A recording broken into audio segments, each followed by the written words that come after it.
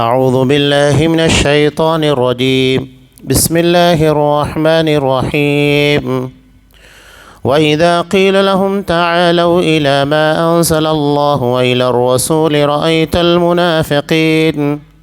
رَأَيْتَ المنافقين يصدون عنك صدودا فكيف إذا أصابتهم مصيبة بما قدمت أيديهم ثم جاءوك يحلفون بالله إن أردنا إلا إحسانا وتوفيقا أولئك الذين يعلم الله ما في قلوبهم فأعرض عنهم وعظهم وقل لهم في أنفسهم قولا بليغا وما أرسلنا من رسول إلا ليطاع بإذن الله ولو أنهم إذ ظلموا أنفسهم جاءوك فاستغفروا الله واستغفر لهم الرسول لوجدوا الله توابا رحيما فلا وربك لا يؤمنون حتى يحكموك فيما شجر بينهم ثم لا يجدوا في أنفسهم حرجا مما قضيت ويسلموا تسليما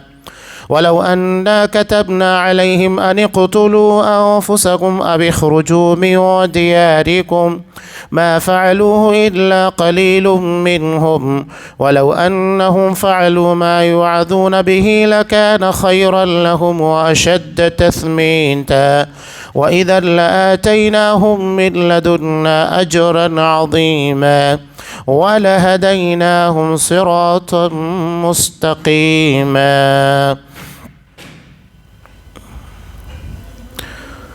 ان سے جب بھی کہا جائے کہ اللہ تعالیٰ کے نازل کردہ کلام کی اور رسول صلی اللہ علیہ وسلم کی طرف آؤ تو آپ دیکھ لیں گے کہ یہ منافق آپ سے منہ پھیر کر رکے جاتے ہیں۔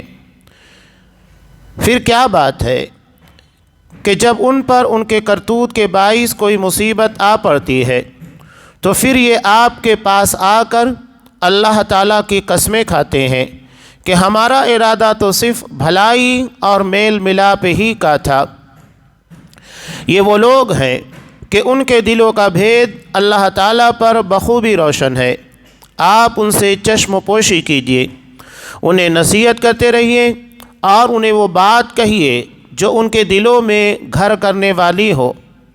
ہم نے ہر رسول کو صرف اسی لیے بھیجا کہ اللہ تعالیٰ کے حکم سے اس کی فرما برداری کی جائے، اور اگر یہ لوگ جب انہوں نے اپنی جانوں پر ظلم کیا تھا تیرے پاس آ جاتے اور اللہ تعالیٰ سے استغفار کرتے اور رسول صلی اللہ علیہ وسلم بھی ان کے لیے استغفار کرتے تو یقیناً یہ لوگ اللہ تعالیٰ کو معاف کرنے والا مہربان پاتے۔ سو قسم ہے تیرے پروردگار کی، یہ مومن نہیں ہو سکتے جب تک کہ تمام آپس کے اختلافات میں آپ کو حاکم نہ مان لے۔ پھر جو فیصلے آپ ان میں کر دیں ان سے اپنے دل میں کسی طرح کی تنگی اور ناخوشی نہ پائیں اور فرما برداری کے ساتھ قبول کر لیں۔ اگر ہم ان پر یہ فرض کر دیتے کہ اپنی جانوں کو قتل کر ڈالو یا اپنے گھروں سے نکل جاؤ تو اسے ان میں سے بہت ہی کم لوگ حکم بجا لاتے، اور اگر یہ وہی کریں جس کی انہیں نصیحت کی جاتی ہے تو یقیناً ان کے لیے بہتر اور زیادہ مضبوطی والا ہو، اور تب تو انہیں ہم اپنے پاس سے بڑا ثواب دیں اور یقیناً انہیں راہ راست دکھا دیں۔ سورہ نساء آیت نمبر 61 سے آیت نمبر 68۔ محترم حاضرین، عزیز ماں اور بہنوں، اس سے قبل جو باتیں بیان کی گئی ہیں یہاں سے اب سلسلہ کلام خاص طور سے اہل نفاق منافقین سے متعلق ہے۔ نفاق اس بارے میں پہلے آپ سمجھ لیجئے دو طرح کا ہوتا ہے۔ ایک ہوتا ہے اعتقادی نفاق۔ اعتقادی نفاق کا مطلب یہ ہے کہ بندہ زبان سے اللہ اور اس کے رسول کا اقرار کرے، مسلمان ہو، لیکن دل کے اندر نہ وہ اللہ کو مانے، نہ اسلام کو مانے اور نہ مسلمانوں سے محبت ہو۔ اور دوسرا ہے عملی نفاق، یعنی بندہ دل میں اللہ رسول تمام چیزوں کو مانتا ہے، دین اسلام کو بھی مانتا ہے، لیکن عمل کے اندر کوتاہی کی بنیاد کے پر نفاق ہوتا ہے۔ نفاق کے تعلق سے اصحاب کرام کے جو معاملات تھے، اگر چند باتیں آپ کو بیان کر دوں تو حیرت ہوگی صحابہ اس بارے میں کتنے فکر مند رہا کرتے تھے۔ حالانکہ دنیا کی سب سے بہترین جماعت، اس کے باوجود بھی نفاق سے سب سے زیادہ ڈرتے۔ بلکہ مسلم کی روایت میں ہے حضرت حنظلہ رضی اللہ تعالیٰ عنہ یہ جا رہے تھے، راستے میں حضرت ابوبکر صدیق رضی اللہ تعالیٰ عنہ سے ملاقات ہو گئی، ان سے کہنے لگے نافق حنظلہ، ابوبکر حنظلہ منافق ہو گیا ہے، اپنے آپ کو منافق کہہ رہے۔ کہا کہ کیا بات کر رہے ہو؟ کہا کہ مسئلہ یہ ہے کہ جب ہم آپ صلی اللہ علیہ وسلم کے پاس ہوتے ہیں، آپ دین، دنیا، آخرت، جنت و جہنم، ان تمام چیزوں کا تذکرہ کرتے ہیں، جس کی وجہ سے ہماری ایمانی کیفیت بہت بہتر ہو جاتی ہے اور ہم اللہ اور آخرت کی طرف توجہ دینے لگ جاتے ہیں۔ لیکن جب آپ صلی اللہ علیہ وسلم کی مجلس کو چھوڑ کر ہم اپنے بیوی بچوں کے اندر آتے ہیں، وہ کیفیت باقی نہیں رہ جاتی۔ سوچئے کہ دل کی وہ کیفیت جو رسول اللہ صلی اللہ علیہ وسلم کے پاس ہوتی تھی، وہ کیفیت بال بچوں کے اندر نہیں ہو رہی ہے، تو اس کے بارے میں اصحاب کرام کو فکر ہو گئی۔ حضرت ابوبکر صدیق رضی اللہ تعالیٰ عنہ نے کہا کہ اگر یہ بات ہے تو میرا بھی مسئلہ ہے، یہ کیفیت تو میرے پر بھی ہوتی ہے۔ اب نبی کریم صلی اللہ علیہ وسلم کے پاس آئے اور آنے کے بعد اپنا یہ مسئلہ بیان کیا۔ تب آپ صلی اللہ علیہ وسلم نے کہا کہ دیکھو، وہ کیفیت جو میرے پاس ہوتی ہے، اگر اسی کیفیت میں تم ہمیشہ رہو، یعنی اپنے بیوی بچوں کے درمیان، کاروبار کے اندر، تمام کیفیتوں میں، تو آسمان سے فرشتے اتریں گے اور راہ چلتے ہوئے تمہیں سلام کریں گے۔ لیکن معاملہ یہ ہوتا ہے کہ کیفیت جدا جدا ہوتی ہے۔ انسان جب اللہ کے کلام کو سنتا ہے، جنت کے بارے میں باتیں سنتا ہے، جہنم کے عذاب کے بارے میں باتیں سنتا ہے، دل کی کیفیت تبدیل ہو جاتی ہے۔ یقینی بات ہے، ابھی میں آپ لوگوں کے سامنے جہنم کے عذاب کا تذکرہ قرآن مجید اور نبی کریم صلی اللہ علیہ وسلم کی احادیث کی روشنی میں کروں کہ اس کے عذاب کی کیفیت کیا ہوگی، وہ عذاب کتنا بھیانک ہوگا، اور جہنمیوں کے جسموں کو کتنا بڑا بڑا بنا دیا جائے گا، جیسا کہ پچھلے درسوں میں گزرا ہے۔ تو انسان کی کیفیت تبدیل ہو جائے گی اور وہ دنیا سے ہٹ کر جہنم کے عذاب سے اپنے آپ کو بچانے کی کوشش کرے گا۔ یہ مسئلہ ہوتا ہے۔ تو اللہ کے رسول نے کہا کہ یہ وقت وقت کی بات ہوتی ہے، یہ نفاق نہیں ہے۔ صحابہ نفاق سے اتنا ڈرتے تھے، بلکہ حضرت عمر فاروق رضی اللہ تعالیٰ عنہ حضرت حذیفہ رضی اللہ تعالیٰ عنہ سے سوال کر رہے ہیں، صاحب السر، رسول اللہ صلی اللہ علیہ وسلم کے رازداں، آپ صلی اللہ علیہ وسلم نے جنہیں منافقوں کا نام ماولدیت بتایا، لیکن منع کر دیا کہ اس کے بارے میں کسی کو اطلاع مت دینا۔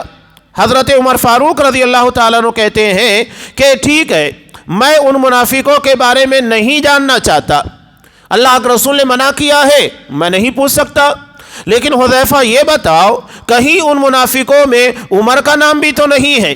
کہا کہ نہیں، آپ کا نام نہیں ہے۔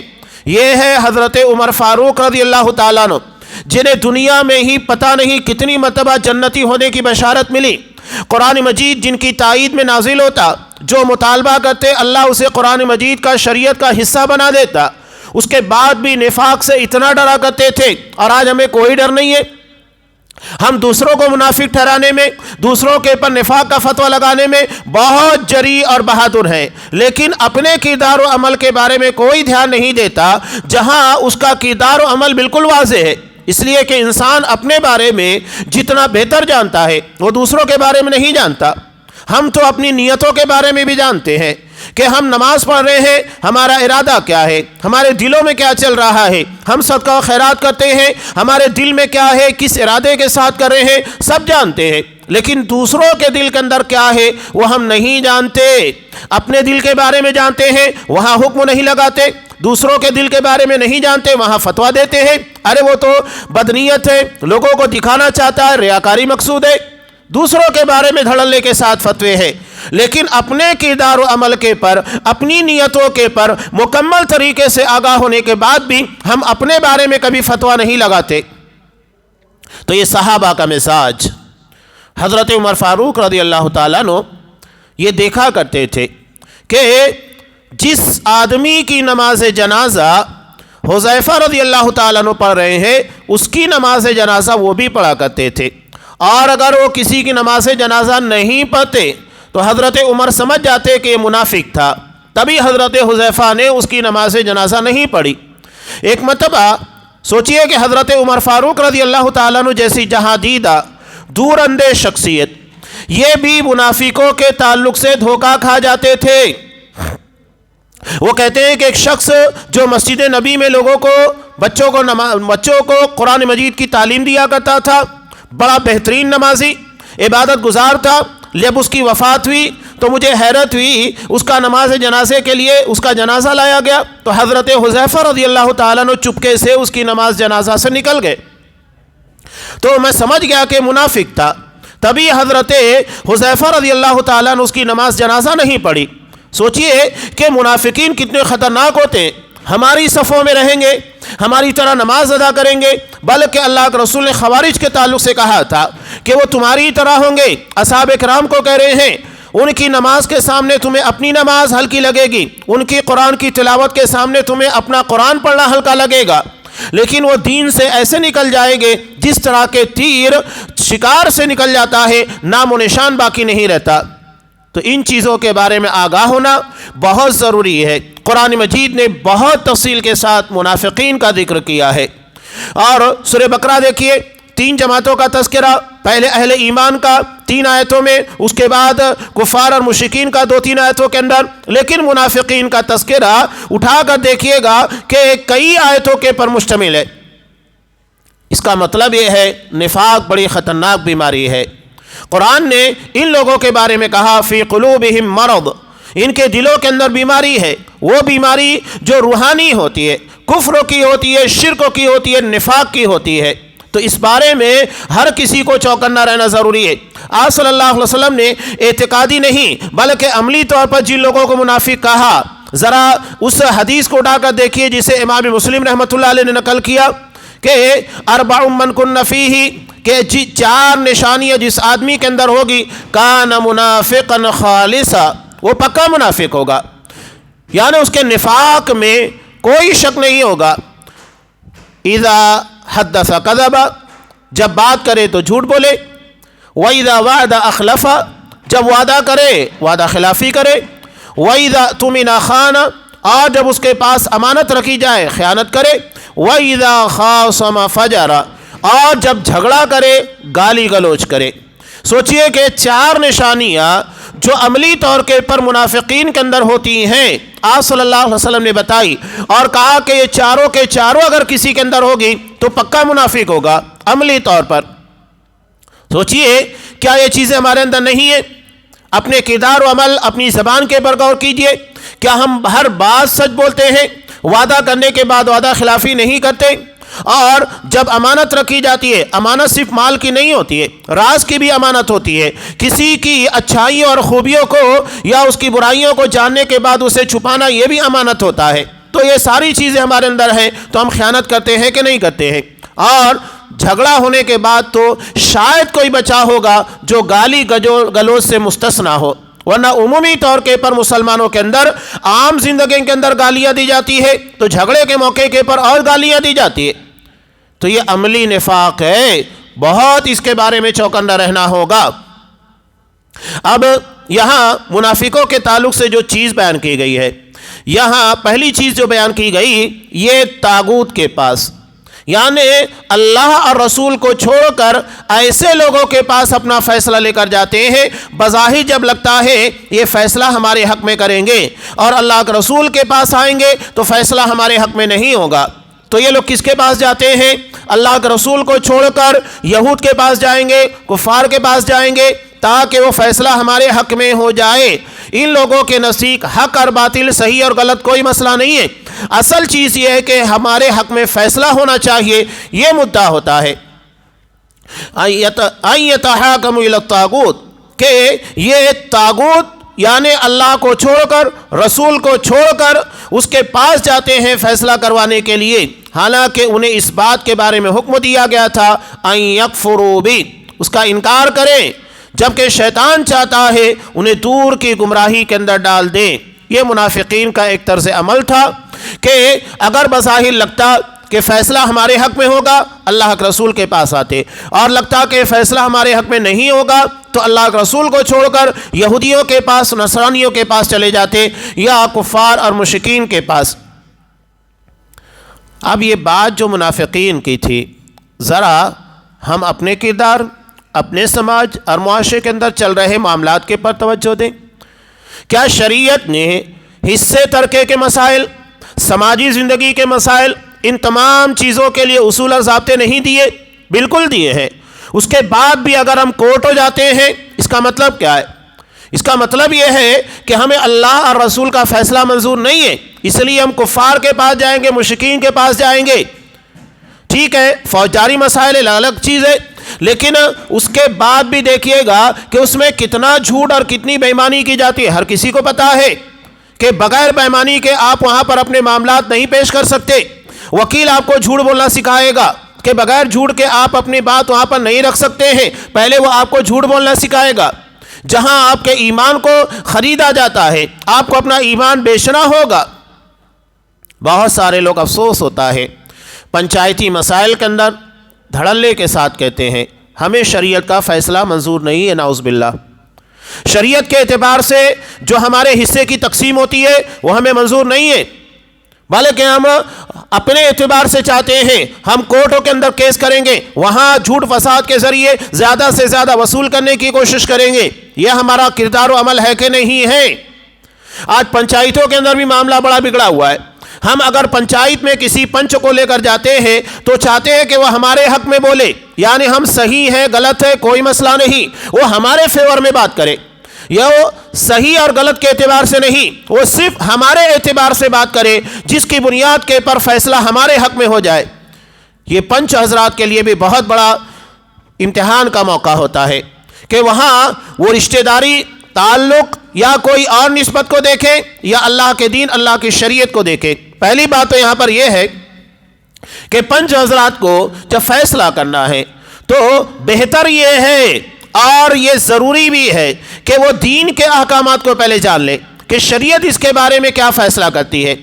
اب مثال کے طور پر میراث کے مسائل ہیں، پنچ حضرات بیٹھے ہوئے میراث کو تقسیم کرنے کے لیے، تو ان کی بنیادی ذمہ داری یہ بنتی ہے پہلے یہ علماء اور مفتیان سے اس کے بارے میں فتویٰ حاصل کرے اور سوال شفافیت کے ساتھ ہو، یعنی تمام چیزوں کو مکمل طریقے سے عیاں کر کے بیان کیا جائے۔ ورنہ ہمارے یہاں بہت سارے لوگ کیا کرتے ہیں، اس انداز سے سوال کرتے ہیں کہ فیصلہ آپ کے حق میں آنا چاہیے، کچھ باتوں کو چھپا لے جاتے ہیں، کچھ باتیں بڑھا کر بیان کرتے ہیں تاکہ مفتی آپ کے حق میں فتویٰ دے۔ نہیں، بلکہ آپ کو مکمل ایمانداری، دیانتداری کے ساتھ سوالات کو مکمل تفصیل کے ساتھ لکھنا ہے تاکہ صحیح طور پر فیصلہ آپ کے سامنے آ سکے۔ اب پنچ حضرات ان تمام چیزوں کو دیکھتے ہوئے اسی کو نافذ کرے جو فتوے کی شکل میں دلائل کی بنیاد پر آیا ہے۔ یہ نہیں کہ سماج میں ایسا چل رہا ہے، ہماری برادری میں ایسا چلتا ہے، ہمارے علاقے کے اندر ایسا چلتا ہے، یہ کوئی اہمیت نہیں رکھتا۔ اللہ کے دین کے سامنے نہ برادری چلتی ہے، نہ علاقہ چلتا ہے، نہ سماج معاشرہ، کچھ نہیں۔ ہر چیز کو اللہ کے دین کے مطابق ڈھلنا ہوگا۔ یہ نہیں کہ اللہ کے دین کو آپ اپنے سماج اور معاشرے کے مطابق ڈھالنے کی کوشش کریں، نہیں۔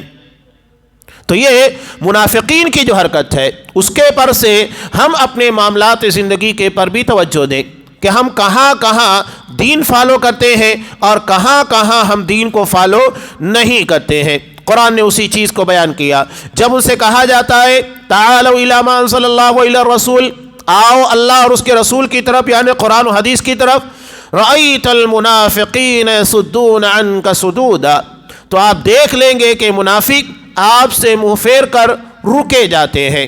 اللہ اور اس کے رسول کی بات نہیں چلے گی۔ اور آج اگر ہم اس کو دینی اعتبار سے، مسلکی اعتبار سے دیکھیں، بڑا افسوس ہوتا ہے۔ بلکہ مسلمانوں کے اندر ایک طبقہ ہے جہاں اللہ کی عظمت تو بیان ہی نہیں کی جاتی، اللہ کی توحید، اس کی عظمت و جلالت کا تذکرہ ہی نہیں ہوتا۔ وہاں شیخ عبد القادر جیلانی کو اس انداز سے پیش کیا جاتا ہے، نعوذ باللہ، کہ وہ اللہ کے قائم مقام ہے، وہ سارے اختیارات جو اللہ کے پاس ہے وہ انہیں عطا کر دیے گئے.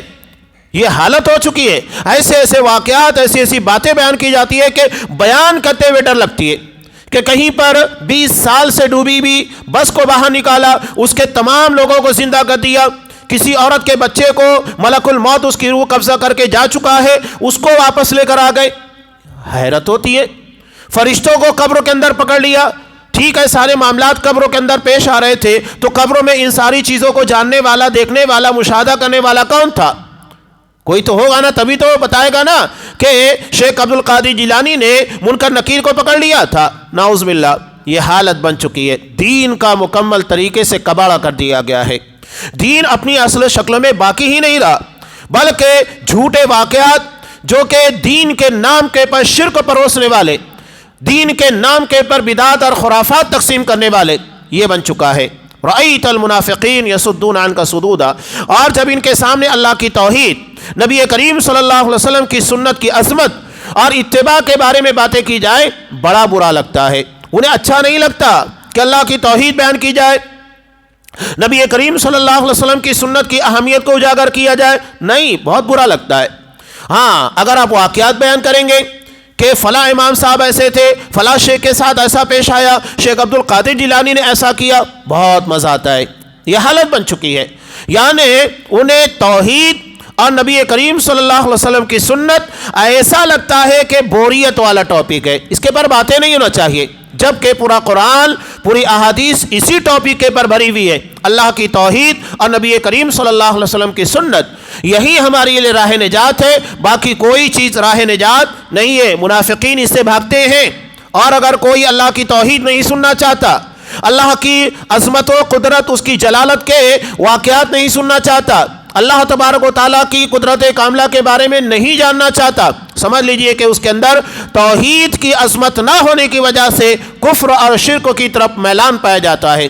اللہ کو چھوڑ کر کسی غیر کی طرف اس کا میلان ہے. اسی لیے آگے اللہ نے کہا فَكَيْفَ إِذَا أَصَابَتْهُم مُصِيبَةٌ. جب ان کو کوئی مصیبت لاحق ہوتی ہے، بِمَا قَدَّمَتْ أَيْدِيهِمْ، جو ان کے اپنے کردار اور اپنے عمل کی بنیاد پر ہے. کوئی اللہ کسی کے پاس ظلم نہیں کرتا، بلکہ یہ ان کے اپنے اعمال کے نتیجے میں ہے. ایسا نہیں ہے کہ اللہ، آج دنیا میں بہت سارے معاملات پیش آ رہے ہیں، لوگ سوال کرتے ہیں فلسطین کی حالت یہ، ملک شام کی حالت یہ ہے، یا مسلمانوں کی حالت یہاں پر یہ ہے. تو ایک بات ہمیشہ یاد رکھیے کہ اللہ امتحان کے مواقع دیتا ہے، اور امتحان میں ہی تو واضح ہوتا ہے کہ اصل مومن کون ہے، کون ہے جو صبر کرنے والا اور صبر کے فائدے اٹھانے والا اور صبر کی بنیاد کے پر اللہ کے اجر کا مستحق بننے والا ہے. اس کے بغیر کیسے ساری چیزیں ہوگی؟ تو اللہ کسی کے ساتھ زیادتی نہیں کرتا، بلکہ وہ بندے کو امتحانات میں ڈال کر اس کے مقام کو بلند کرنا چاہتا ہے. تو کوئی مصیبت ان کے اعمال اور کردار کی بنیاد کے پر آتی ہے، یحلفون باللہ، تو یہ لوگ قسمیں کھاتے آتے، اللہ کی قسم کھاتے ہوئے کہ ہم تو صرف میل ملاپ اور بھلائی کا ارادہ رکھتے تھے. یہ منافقین کا طرز عمل ہے. اللہ نے کہا اللہ ان کے دلوں میں جو کچھ ہے اسے بہت اچھے طریقے سے جانتا ہے. یعنی زبان کے پر جو کچھ ہے وہ دل میں نہیں ہے، جو بیان کر رہے ہیں حقیقت میں وہ چیزیں ان کے دل کے اندر نہیں ہے، صرف زبان کے پر ہے. اس کے باوجود اللہ کیا کہہ رہا ہے؟ فَأَعْرِضْ عَنْهُمْ، انہیں نظر انداز کرو، وَعِظْهُمْ، انہیں نصیحت کرو، وَقُلْ لَهُمْ فِي أَنفُسِهِمْ قَوْلًا بَلِيغًا، اور ایسی بات ان کو کہیے جو ان کے دلوں میں گھر کرنے والی ہو. منافقین کے طرز عمل کو نظر انداز کر کے ہمیں اس جانب توجہ دینا ہے جن سے ان کی اصلاح ہوتی ہے، اور ان کی غلطیوں کو بہت زیادہ ہائی لائٹ کرنا یا اسے بہت زیادہ چرچے کا وشے بنا لینا، یہ ساری چیزیں مشکل بن جاتی ہے. تو اسی انداز میں اس حد تک ان کے بارے میں باتیں ہونا چاہیے جس سے اصلاح کا پہلو ہو، صرف ان لوگوں کو بدنام کرنا مقصود نہ ہو، بلکہ اعراض کرنا، واعظ و نصیحت کرنا، اور ان کے دلوں میں ایسی بات جو گھر کرنے والی ہے کہنے کی کوشش کرنا. آگے نبی کریم صلی اللہ علیہ وسلم کے مقام اور مرتبے کو قرآن بیان کر رہا ہے. وَمَا أَرْسَلْنَا مِن رَّسُولٍ إِلَّا لِيُطَاعَ بِإِذْنِ اللَّهِ، ہم نے ہر رسول کو صرف اس لیے بھیجا کہ اللہ کے حکم سے اس کی فرما برداری کی جائے. اس کے آگے بھی وہ چیزیں آنے والی ہیں. من یطع الرسول فقد اطاع اللہ، جو اللہ کے رسول کی اطاعت کرے گا حقیقت میں اللہ کی اطاعت کرے گا۔ اس کی مثال بڑی پیاری اللہ کے رسول نے دی بخاری کی روایت میں۔ میری مثال ایسے ہے کہ ایک بادشاہ نے بہت عالی شان محل تعمیر کیا اور اس میں ایک بہترین دسترخوان لگایا، اور اس کے بعد اپنے ایک نمائندے کو لوگوں کے درمیان دعوت کے لیے بھیجا۔ وہ لوگوں کو دعوت دے، جو لوگ اس کی بات مانیں گے تو حقیقت میں بادشاہ کی بات مانیں گے، اس لیے کہ بادشاہ نے اس کو بھیجا ہے، اور اس کے بعد وہ اس محل میں آئیں گے اور اس کے دسترخوان کی نعمتوں سے مزہ اٹھائیں گے۔ لیکن اگر کوئی شخص اس نمائندے کی بات نہیں مانتا ہے تو حقیقت میں وہ بادشاہ کی بات نہیں مان رہا ہے، اس لیے کہ وہ بادشاہ کا متعین کیا ہوا نمائندہ ہے۔ نتیجہ کیا ہوگا؟ بادشاہ اس سے ناراض ہوگا، وہ محل میں بھی نہیں آ سکتا ہے اور اس کو سزا بھی بھگتنی پڑے گی۔ یہ مثال آپ نے دی کہ وہ بادشاہ اللہ ہے، وہ محل جنت ہے، اور دسترخوان کے پر جو نعمتیں سجائی گئی ہیں یہ اہل ایمان کے لیے ہیں، اور وہ نمائندہ جسے لوگوں کو اس محل کی طرف دعوت دینے کے لیے بھیجا گیا وہ میں ہوں، یعنی رسول اللہ صلی اللہ علیہ وسلم۔ اب اگر کوئی رسول کی نہیں مانتا ہے وہ اللہ کی نہیں مانتا ہے، جو رسول کو مانتا ہے وہ اللہ کو مانتا ہے۔ یہ بات بالکل واضح ہے، اور اس سے بات بالکل واضح ہوتی ہے قرآن اور حدیث کے درمیان حکم کے اعتبار سے کوئی تفریق نہیں۔ یہ نہیں قرآن کی باتوں کو مانا جائے حدیث کو نہیں مانا جائے، نہیں، جس طرح قرآن کے احکامات کو تسلیم کیا جائے گا احادیث کو بھی تسلیم کیا جائے گا اگر وہ صحیح سند سے آتی ہیں، چاہے وہ ہماری عقل میں آئے نہ آئے۔ اگر کوئی کہتا ہے میری عقل میں نہیں آتی اس لیے نہیں مانتا، تو حقیقت میں وہ حدیث کو نہیں اپنی عقل کو مانتا ہے۔ کیا انسان کی عقل اتنی کامل ہے کہ وہ تمام چیزوں کو جان سکے؟ اور اگر انسان کی عقل اتنی کامل ہوتی اس کے بنیاد کے پر وہ دین سمجھ لیتا تو اللہ دین کی لائن میں انبیاء کو کیوں بھیجتا؟ امام بخاری رحمۃ اللہ علیہ نے سب سے پہلا باب یہی قائم کیا، کتاب و بدء الوحی، یعنی دین کا آغاز وحی کے ذریعے ہوتا ہے۔ جو وحی اللہ کے رسول صلی اللہ علیہ وسلم کے پر فرشتے کے ذریعے آتی ہے، دین وہاں سے لیا جائے گا، عقل سے نہیں لیا جائے گا۔ اگر کوئی دین کے پر اپنی عقلوں کو ترجیح دیتا ہے اس سے بڑا گمراہ کوئی نہیں ہے، اس لیے کہ دین کامل ہے، دین کو نازل کرنے والا اللہ حکیم ہے۔ حکیم کے مقابلے میں کیا ہم اہمیت رکھتے ہیں؟ کیا نعوذ باللہ ہم اللہ سے زیادہ دین جانتے ہیں؟ حدیث جانتے ہیں کہ اس حدیث کو نہیں بیان کرنا چاہیے تھا، اس معاملے کو نہیں بیان کرنا چاہیے تھا۔ ہم اپنی عقلوں کو نعوذ باللہ اللہ کے دین کے پر ترجیح دینے کا عمل اختیار کرتے ہیں، جو بہت سنگین جرم ہے۔ لہذا دین دراصل ہماری عقل کے تابع نہیں ہوگا، بلکہ ہمیں اپنی عقل کو دین کے تابع کرنا ہوگا۔ گمراہیاں یہیں سے جنم لیتی ہیں۔ تو اللہ کے رسول صلی اللہ علیہ وسلم جو بھی کہیں اس کو ماننا ہے۔ رسول صرف اللہ کے حکم سے بھیجا جاتا ہے۔ اب یہاں آگے جو چیزیں بیان کی جا رہی ہے، قرآن نے اللہ کی ربوبیت کا قسم کھائی، فلا وربک، تیرے رب کی قسم۔ قرآن میں اللہ کی ربوبیت کی قسم دیکھیے کہیں نہیں ملے گی، یہاں ملے گی، جہاں پر نبی کریم صلی اللہ علیہ وسلم کے مقام اور مرتبے کو بتانا مقصود ہے کہ لا یؤمنون، تیرے رب کی قسم وہ مومن نہیں ہو سکتے حتی یحکموک فیما شجر بینہم، جب تک کہ وہ اپنے آپس کے اختلافات میں آپ کو اپنا حکم، اپنا جج تسلیم نہیں کر لیتے۔ یہ قرآن واضح طور پر کہہ رہا ہے کہ اگر ہم اپنے زندگی کے معاملات میں اللہ کے رسول کو یعنی نبی کے فرامین کو، قرآن و حدیث کو جج نہیں بناتے، قرآن کا کوئی حکم یا نبی کی کوئی سنت آنے کے بعد اگر ہم اسے نظر انداز کرتے ہیں تو یاد رکھیے قرآن مجید کی اس آیت کی زد میں آ رہے ہیں، اللہ قسم کھا کر کہہ رہا ہے وہ مومن نہیں ہے جو اللہ کے رسول کو اپنا فیصل، اپنا جج تسلیم نہیں کرتے۔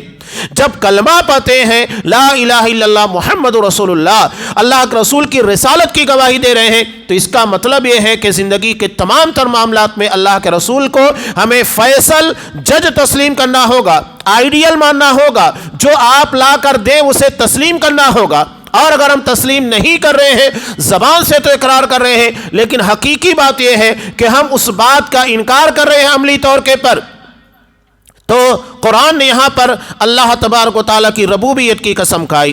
ثم لا یجدوا فی انفسہم حرجا، انسان کبھی کبھی ہوتا ہے مجبوراً تسلیم کر لیتا ہے، ٹھیک ہے، لوگوں کے دباؤ میں آنے کے بعد لوگ کیا کہیں گے، قرآن کہہ رہا ہے ایسے تسلیم کرنا نہیں ہے، بلکہ اپنے جی میں اس کے بارے میں کوئی تنگی بھی نہیں ہونا چاہیے، دل سے تسلیم کیا جائے، مما قضیت ویسلموا تسلیما، اور فرما برداری کے ساتھ اسے قبول کیا جائے۔ اس ضمن میں بخاری کی ایک روایت بھی ہے، مسئلہ یہ تھا کہ انصار کے ایک آدمی کا حضرت زبیر رضی اللہ تعالیٰ عنہ سے پانی کے نالے کے بارے میں اختلاف ہو گیا۔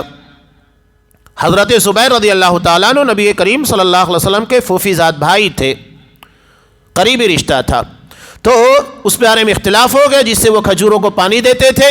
انصاری نے کہا کہ پانی چھوڑو، اسے آگے آنے دو۔ حضرت زبیر نے انکار کیا۔ دونوں اپنا جھگڑا رسول اللہ صلی اللہ علیہ وسلم کی خدمت میں لائے تو آپ نے حضرت زبیر سے فرمایا پانی لگا کر، یعنی جتنا تمہیں ضرورت ہو اتنا استعمال کر کے ہمسائے کے لیے چھوڑ دو تاکہ تمہارے آگے والا اس پانی کو استعمال کرے۔ انصاری غضبناک ہو کر کہنے لگا کہ وہ آپ کے پھوپھی کا بیٹا ہے۔ آپ کا چہرہ متغیر ہو گیا۔ پھر رسول اللہ صلی اللہ علیہ وسلم نے حضرت زبیر سے کہا پانی لگا کر، یعنی جتنی تمہاری ضرورت ہو استعمال کرو، یہاں تک کہ تمہاری منڈیروں کو پہنچ جائے۔ وہ منڈیریں جو آپ دیکھیے کھیتی کے وقت پانی دینے کے وقت کسان لگاتا ہے تاکہ پانی ایک حصے کے اندر رکا رہے، جب تک تمہاری منڈیرے کو نہ پہنچ جائے پانی روکے رکھنا۔ حضرت زبیر فرماتے اللہ کی قسم میں سمجھتا ہوں یہ آیت فلا و ربی کا اسی موقع پر نازل ہوئی تھی۔ یہاں دیکھیے اللہ کے رسول صلی اللہ علیہ وسلم کے پر نعوذ باللہ الزام لگا کہ چونکہ وہ آپ کا پھوپھی زاد بھائی ہے اس لیے آپ اس کے حق میں فیصلہ کر رہے ہیں۔ آج بہت سارے لوگ علماء ہیں، مفتیان ہیں، ان لوگوں کے پر بھی اس طرح کے تبصرے کرتے ہیں نعوذ باللہ کہ وہ اپنے رشتہ دار یا اپنے مفاد کو دیکھ رہے ہیں۔ یہ الزامات لگائے جاتے ہیں۔ اللہ کے رسول صلی اللہ علیہ وسلم کے پر جب اس طرح کے الزامات لگائے گئے تو علماء جو کہ اصل میں وارثین انبیاء ہیں انہیں دنیا کے لوگ کیسے بخش سکتے ہیں؟ آج لگائے جاتے ہیں بہت سارے الزامات، آپ علماء کے پر دیکھیں گے، پیسے کے لیے کام کرتے ہیں، یہ کرتے ہیں، وہ کرتے ہیں، ایسے بہت سارے الزامات آپ کو ملیں گے۔ تو اللہ کے رسول صلی اللہ علیہ وسلم پر بھی اس طرح کے موقع بموقع الزامات لگائے گئے۔ بلکہ ذوالخویسرہ جو کہ خوارج کا امام تھا، سب سے پہلا خارجی، اللہ کے رسول کے فیصلے کے پر تنقید کرنے والا، جب آپ نے ایک موقع کے پر کچھ لوگوں کو فتح مکہ کے موقع پر زیادہ مال دیا تالیف قلبوں کے طور پر، اور یہ امیر وقت کو اختیار ہوتا ہے حالات کی مناسبت سے جس کو زیادہ دینا چاہے زیادہ دے اور جس کو کم دینا چاہے کم دے، تو اس نے اعتراض کیا، کہا کہ محمد صلی اللہ علیہ وسلم یہ جو آپ نے تقسیم کیا ہے نا اس میں عدل کو ملحوظ خاطر نہیں رکھا گیا ہے، کسی کو زیادہ کسی کو کم دے رہے ہیں۔ آپ صلی اللہ علیہ وسلم شدید ناراض ہوئے، غصہ ہو گئے اور کہا اگر روئے زمین کے پر میں انصاف نہیں کروں گا تو کون کرے گا؟ وہ پلٹ کر جانے لگا۔ اللہ کے رسول نے کہا اس کی نسل سے ایسے لوگ پیدا ہوں گے جو قرآن مزے لے لے کر پڑھیں گے، یعنی خوب ڈوب کر پڑھیں گے، ان کی تلاوت بڑی شاندار ہوگی اور قرآن سے اپنے آپ کو بہت اچھے طریقے سے وابستہ رکھیں گے، اور ان کی عبادتوں کے سامنے تم اپنی عبادت کم سمجھو گے، لیکن یہ دین سے ایسے باہر نکل جائیں گے جیسا کہ تیر شکار سے باہر نکل جاتا ہے۔ اگر میں انہیں پالوں گا تو عاد اور سمود کی طرح کاٹ کے رکھ دوں گا۔ صحابہ نے اجازت طلب کی، کہا اس کی گردن مار دی جائے؟ آپ نے کہا کہ نہیں، یہ تو تاریخ کی آگے آنے والی باتیں تھیں، بغیر کسی جرم کے سرزد ہوئے اللہ کے رسول صلی اللہ علیہ وسلم اس طرح کی اجازت نہیں دے سکتے تھے، اور وہی ہوا۔ اس کی نسل سے وہ خوارج پیدا ہوئے جو مسلمانوں کے لیے درد سر بنے اور اسلام کے نام کے پر مسلمانوں کو سب سے شدید نقصان پہنچانے والے۔ یہ خارجیت بڑی خطرناک ہوتی ہے کہ اسلام کو اپنے طور طریقے اپنی عقلوں کے مطابق سمجھنے کی کوشش کرنا اور علماء کو ٹارگیٹ کرنا۔ آج خارجیوں کو دیکھیے، یہ شیخ صالح الفوزان حفظہ اللہ، شیخ ابن باز وغیرہ ہمارے بڑے بڑے علماء کے بارے میں، مفتیوں کے بارے میں کیا کہتے ہیں؟ ارے یہ حیض اور نفاس کے علماء ہیں، یہ اس کے بارے میں فتویٰ دیتے ہیں۔ یہ تمہیں بخاری اور مسلم کے پر انگلیاں رکھنا سکھاتے ہیں، ہم تمہیں بندوق کے پر انگلی، اس کے ٹریگر کے پر انگلی رکھنا سکھاتے ہیں۔ یہ حالات ہے، یہ بڑا خطرناک اور شدید فتنہ ہے، تو ان چیزوں کو سمجھنا بہت ضروری ہے۔ خارجیت اسلام کے نام کے پر اسلام کو بدنام کرنے، مسلمانوں کو تکلیف دینے والی۔ یہ جو القاعدہ، داعش وغیرہ اور اس طرح کے بہت ساری جماعتیں ہیں، دین کے نام کے پر دین کو بدنام کرنے والے، مسلم حکومتوں کے خلاف بغاوت کرنے والے، کفار مشرکین سے کبھی نہیں لڑیں گے، یہ ہمیشہ اسلام اور مسلمانوں کو نقصان پہنچائیں گے، لیکن اسلام کا ہی استعمال کریں گے۔ یہ ایک الگ ٹاپک ہے۔ آپ اس ضمن دیکھیے آج ہمارے پاس علماء ہیں، شیخ ابو رضوان محمدی حفظ اللہ، شیخ اجمل منظور مدنی حفظ اللہ وغیرہ، بڑے بڑے استاد ہیں، اس بارے میں تفصیل کے ساتھ ساری چیزیں آپ کو ملے گی۔ موجودہ دور کی خارجیت کیا کر رہی ہے، اس بارے میں اگر آپ جاننا چاہتے ہیں تو ان لوگوں کے بیانات سنیے، ساری حقیقتیں دلائل کے ساتھ آپ کے سامنے آئے گی۔ تو اللہ کے رسول صلی اللہ علیہ وسلم کے بارے میں صاف کہا کہ آپ کے فیصلے کو تسلیم کرنا ہے، دل میں کوئی تنگی نہیں ہونا چاہیے، اسے فرما برداری کے ساتھ قبول کرنا ہے۔ اسی لیے اللہ نے آگے کہا اگر ہم ان پر یہ فرض کر دیتے کہ اپنی جانوں کو قتل کر ڈالو، یہاں بیان کرنے کا مقصود یہ ہے تمہارا گناہ چھوٹا نہیں ہے جو تم اللہ کے رسول کی مخالفت کر رہے ہو یا نبی کے پر الزام لگا رہے ہو، چھوٹا سا جرم نہیں ہے، یہ الزام نعوذ باللہ اللہ پر جاتا ہے کہ اللہ نے ایسے کو رسول بنا دیا جو انصاف ہی نہیں کرتا ہے، جو عدل ہی قائم نہیں کرتا، یہ اللہ پر الزام جاتا ہے نعوذ باللہ۔ تو سوچئے کہ اللہ نے بنی اسرائیل کو کیا کہا تھا جب انہوں نے جرم کیا، تو کہا کہ تم آپس میں ایک دوسرے کو قتل کرو، یعنی جن لوگوں نے بچھڑے کی عبادت کی ہے انہیں وہی لوگ ماریں گے جو منع کر رہے تھے۔ اگر اس طرح کا آرڈر ہوتا سوچئے کہ کتنا تنگ ہوتا، کتنا مشکل ہوتا تم لوگوں کے لیے۔ اللہ نے دین بڑا آسان کر دیا، صرف تنبیہ کی جا رہی ہے، چھوڑ دیا جا رہا ہے، یہ اللہ کا رحم و کرم ہے۔ تو بہت کم لوگ ایسا حکم بجا لاتے، اسی لیے انہیں نصیحت کی جاتی ہے تاکہ یہی ان کے لیے بہتر ہو، اور تب تو انہیں اپنے پاس سے بڑا ثواب دیں گے اگر وہ توبہ کر لیتے ہیں، اور یقیناً انہیں راہ راست دکھائیں گے۔ یہ سلسلہ کلام ابھی جاری ہے، جہاں اللہ کے رسول صلی اللہ علیہ وسلم کے اطاعت و فرما برداری کا صلہ کیا ہوتا ہے، اس کے بدلے میں انعامات کیا ملتے ہیں، کیا مقام ملتا ہے، بڑی تفصیل کے ساتھ کچھ باتیں آئندہ درس میں انشاءاللہ آئے گی۔ اللہ سے دعا ہے اللہ ہمیں دین اسلام کے پر اسی طریقے سے عمل کی توفیق دے جیسا اس کا تقاضا ہے، ہمیں دل کے اخلاص کے ساتھ اللہ کے فرمان، نبی کی سنت کو اپنانے کی توفیق دے، ہر وہ چیز جو ہمیں کفر، شرک یا نفاق کی طرف لے کر جاتی ہے ان تمام گمراہیوں سے ہماری حفاظت فرمائے، آمین۔ وآخر دعوانا ان الحمدللہ رب العالمین۔